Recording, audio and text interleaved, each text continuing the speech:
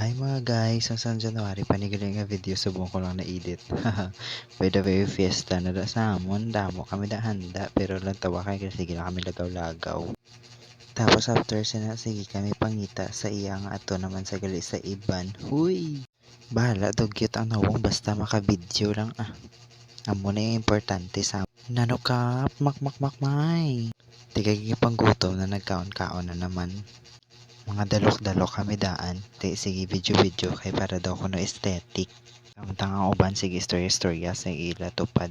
Tapos siya naman ko na mag-video kay para nami ang kuha. Hi!